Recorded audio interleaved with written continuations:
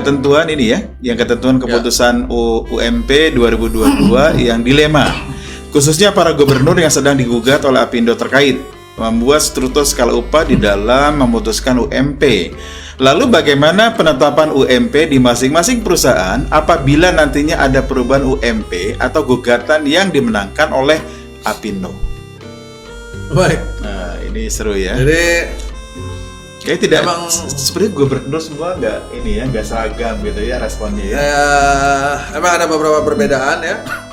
Dan ada beberapa pemimpin daerah yang menggunakan haknya itu dengan pertimbangannya sendiri. Ada juga yang mohon maaf saya sebutnya bermain aman. Ya udahlah, aturan memang begini, udah ikutin aja gitu kan. Kalau si rakyatnya protes, karyawan atau buruh yang ada di wilayahnya protes, dia cuma bilang ya ini aturannya. Bahkan saya ingat tuh ada yang berani bilang, gubernur bilang gini tuh, kalau saya nanti bikin keputusan sendiri saya yang dipecat. Ya jadi pemimpin kok nggak berani dipecat sih, piye? Atau juga ada ekstrim juga ya. Ada yang ekstrim kalau misalnya nggak ikutin, ya sudah, nggak usah bekerja. Iya. Kalau nggak mau ikut ini ya sudah. Malah ada yang menghimbau para pengusaha, kalau ada yang nggak mau ikut sudah keluarin aja PHK aja, pecat. Masih banyak orang yang butuh kerja gitu. Nah, pendekatan seperti ini tentu bukannya menyelesaikan masalah, tapi malah menambah pergesekan. Konfliknya makin tajam dan makin keras. Dan statement-statement sepertinya akan tersimpan dalam hati para pekerja, dalam hati rakyat, ya kan. Jadi ini yang perlu hati-hati bagi para pemimpin ya di semua level. Nah, memang faktanya yang saya dengar kemarin itu yang sempat kontroversial kan ada di 3 daerah di Pulau Jawa ini, ya, DKI, ada di Jawa Barat, sama Banten. Ya, itu cukup kontroversial pada beberapa waktu yang lalu. Tapi setahu saya Jawa Barat akhirnya sudah tenang karena waktu itu sempat ada usulan dari Pak Gubernurnya mau memasukkan yang di atas 1 tahun harus sekian gitu kan, kurang lebih begitulah ya. Terus itu pun diprotes kan. Itu kan kalau di atas 1 tahun kan bukan urusan gubernur. Di atas 1 tahun itu urusannya karyawan dengan perusahaan. Nggak boleh diatur aturan pemerintah. Pemerintah ngatur kan yang minimum. Akhirnya udah selesai. Seingat saya yang Jawa Barat sudah nggak ada masalah. Banten juga akhirnya sudah diam meskipun mungkin sebagian teman-teman serikat juga tadi saya bilang menyimpan catatan-catatan. Yang saya ingat sih DKI yang menambah. Sekarang kalau nggak salah lagi proses gugatannya di PT UN oleh teman-teman perwakilan pengusaha. Ya, tapi kayaknya belum muncul hasilnya dan saya juga belum mendengar kabarnya bagaimana perkembangannya. Belum muncul ya.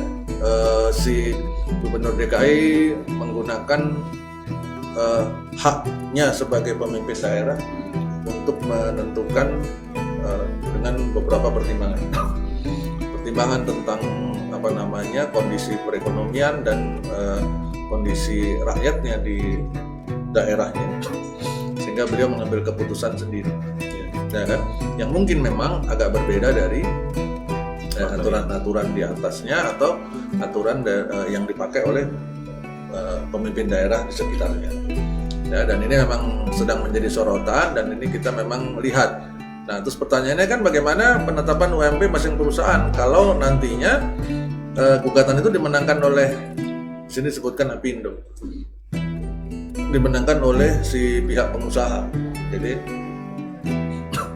karena yang sekarang sedang dalam proses di PT UN itu adalah DKI, berarti asumsi saya pertanyaan ini adalah pada perusahaan-perusahaan di DKI.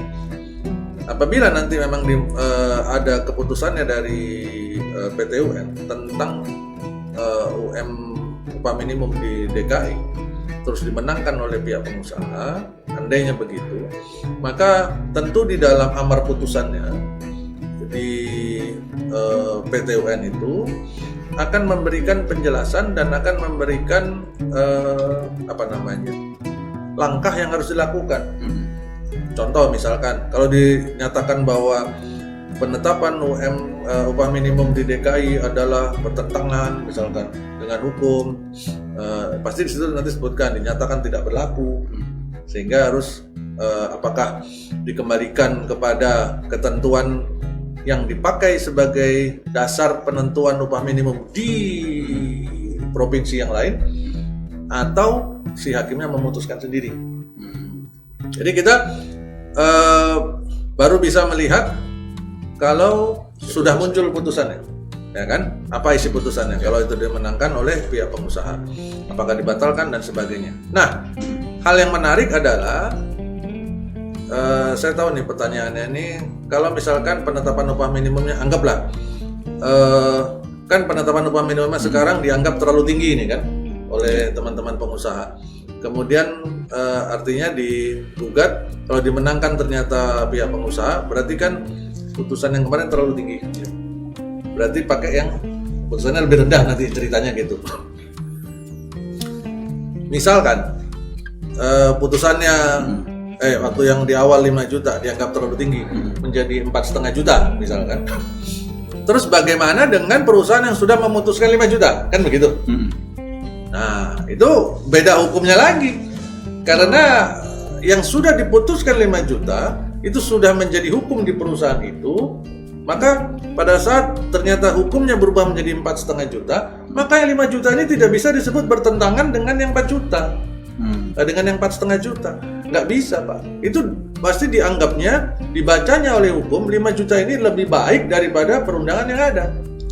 Ini sama ilustrasinya seperti kita bicara Undang-Undang 13 dan UCK kan gitu. Waktu masalah pesangon tadi. Masalah pesangon.